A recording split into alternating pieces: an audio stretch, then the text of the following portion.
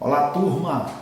Vamos iniciar agora uma sequência de aulas em que vamos tratar das associações de resistores. Associação em série é o nosso primeiro vídeo, associação em paralelo e, por último, associação mista. Se você ainda não é inscrito em nosso canal, eu peço que se inscreva agora. Ative o sininho de notificações e deixe aquela curtida no final do vídeo. Assistam o vídeo até o final, tem umas dicas interessantes nela que serão importantes para vocês resolverem as questões propostas, seja no Enem, seja na sua provinha de vestibular. Então, sem mais delongas, vamos à nossa aula. Física 100% fácil, com o professor Chicão, esse que vos fala. Vamos lá?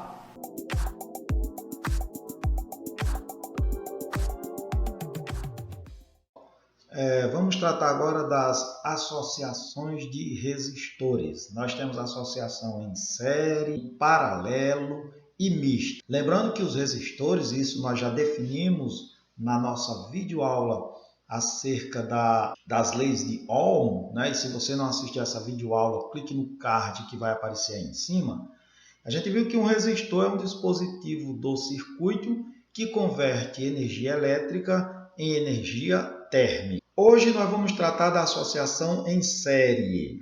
Primeiro, lembrando lá da nossa videoaula, o que é um resistor equivalente. Um resistor equivalente é um resistor que sozinho substitui todos os outros e produz o mesmo efeito. Então, quando é que uma associação de resistores é dita em série? Bom, a associação em série é quando ela aparece da seguinte forma. Acompanhem comigo.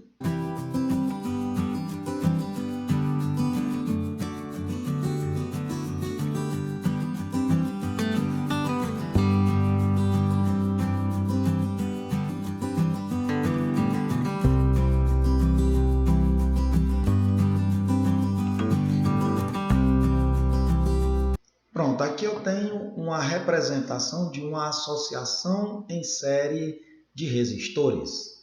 Nós temos que a DDP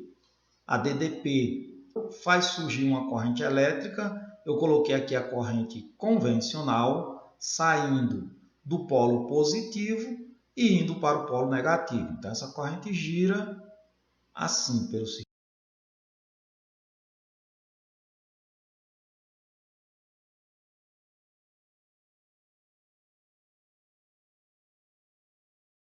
Então, esse é o movimento da corrente elétrica pelo circuito, né? Observem que essa corrente, ela em nenhum momento sofre divisão. Então, essa é uma característica da associação em série. A corrente elétrica que passa por um dos resistores é a mesma corrente elétrica que vai passar por todos os resistores. Além disso, observe que a DDP agora aqui, ó, ela foi dividida. Cada resistor vai dissipar, vai consumir, entre aspas, uma parte da diferença de potencial que foi fornecida ao circuito.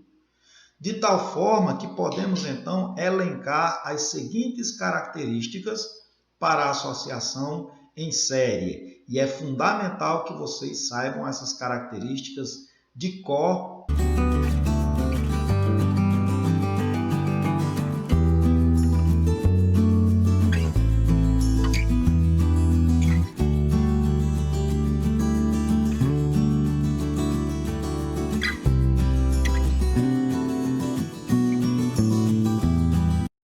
Pronto, aqui nós temos as três características que devem ser observadas na associação em série. Vocês vão ter que memorizar isso aí para resolver os exercícios, né? Então, vamos lá. A corrente elétrica ela é constante, não há divisão de corrente elétrica. Aprendam assim, a corrente elétrica não se divide em nenhum momento. A tensão ou DDP é dado pela tensão em cada um dos resistores. Então, eu escrevo que a tensão total é a DDP do resistor 1 mais a DDP do resistor 2 mais a DDP do resistor 3 e assim sucessivamente. Assim como a resistência que nós chamamos de equivalente, não se esqueçam, essa resistência equivalente é aquela que vai substituir todas as outras. É a soma das resistências. Então, isso aqui seria R1 mais R2 mais R3. Entendam isso aqui como uma desvantagem desse tipo de circuito. Por quê? Porque como eu aumento a resistência, eu vou dificultar a passagem de corrente elétrica no circuito. Certo? Então, essa é uma desvantagem do circuito. Além disso, tem um outro porém, né?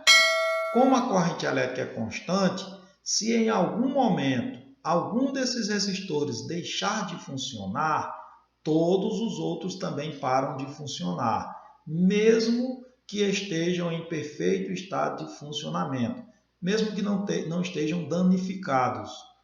Como exemplo desse tipo de situação, nós podemos falar das luminárias de árvore de Natal. As luminárias de árvore de Natal, elas são colocadas em série. Portanto, se uma delas queima, as outras vão deixar de funcionar, vão parar de acender. Quando você calcula a resistência equivalente, então o seu circuito pode ser reescrito da seguinte forma. E quando você vai resolver problemas que envolve esse tipo de associação, você geralmente termina usando a primeira lei de Ohm. Via de regra, nas associações, nós vamos sempre acabar usando a lei de Ohm, primeira lei de Ohm. Né? Se não assistiu essa videoaula, clica no card. Beleza? Dito isto, vamos ver uma aplicaçãozinha prática disso.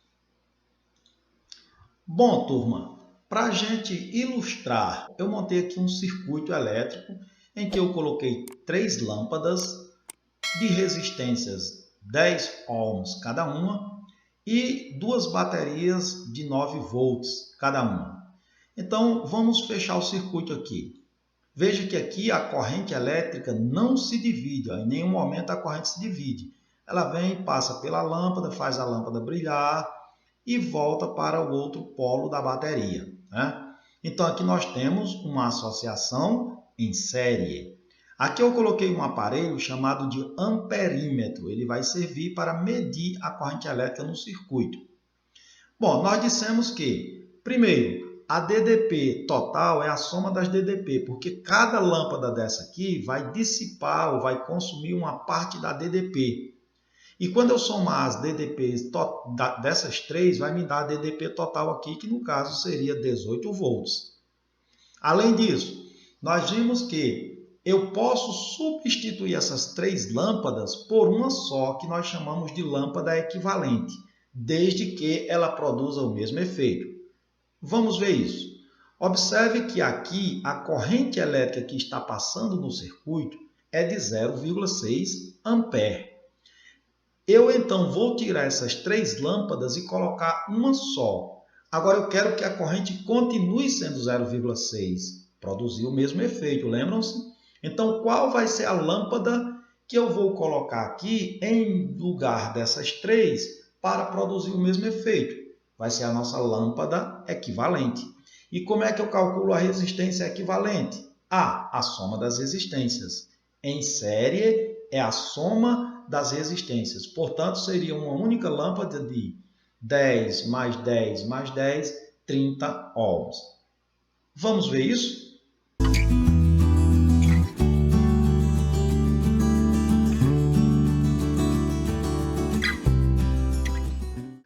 Aqui, pessoal, eu coloquei uma única lâmpada, tirei as outras 3, coloquei uma única lâmpada, mas essa só tem 10 ohms. Se eu fechar o circuito, olha aqui quanto é que deu a corrente, ó. 1,8 ampere, mas não é isso que eu quero. O que eu quero é a lâmpada equivalente. A lâmpada equivalente, então, é eu tirar as 3 e colocar uma que tenha a resistência equivalente igual à soma das resistências. Portanto, 30 ohms. Vamos aumentar isso aqui para 30 ohms. E vamos fechar o circuito. Tá aí, agora a minha resistência é 30 ohms. Quando eu fecho o circuito, olha a corrente, 0,6 ampere, como era o circuito anterior. Lembram-se que eu falei que uma desvantagem desse tipo de associação é que se um para de funcionar, os outros deixam de funcionar, mesmo estando em perfeito estado de funcionamento? Vamos ver isso na prática. Está aqui o meu circuito, as 3 lâmpadas funcionando, mas vamos supor que de repente uma delas pare de funcionar, não importa qual. Vamos fazer essa primeira parar de funcionar aqui, ó. Eu vou interromper o circuito aqui. Quando ela parou de funcionar, olha as outras duas. Mesmo estando em perfeito estado, pararam de funcionar. Será que se a do meio parasse, isso também aconteceria? Vamos ver. Ó, a do meio parou, as outras duas também pararam de funcionar. E isso vale para qualquer uma das lâmpadas do circuito. Se elas estiverem em série, quando uma deixa de funcionar, as outras também param de funcionar. E isso é uma desvantagem da associação em série. Espero que vocês tenham gostado dessa simulação aí, viu, galera? Valeu!